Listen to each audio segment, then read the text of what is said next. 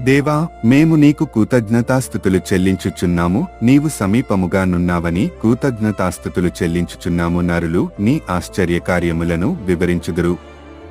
నేను యుక్తకాలమును కనిపెట్టుచున్నాను, నేనే న్యాయమును బట్టి తీర్పు తీర్చుచున్నాను. భూమి దాని నివాసులందరూ లయమగునప్పుడు నేనే దాని స్తంభములను నిలుపుదును. సెలా. అహంకారులై యుండకుడని అహంకారులకు నేను ఆజ్ఞ ఇచ్చుచున్నాను. కొమ్ము ఎత్తకుడి, ఎత్తుగా కొమ్ము ఎత్తకుడి, పొగరు పట్టిన మాటలాడకుడి అని భక్తిహీనులకు నేను ఆజ్ఞ ఇచ్చుచున్నాను.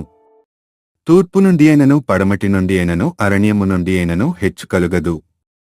దేవుడే తీర్పు తీర్చువాడు, ఆయన ఒకని తగ్గించును, ఒకని హెచ్చించును.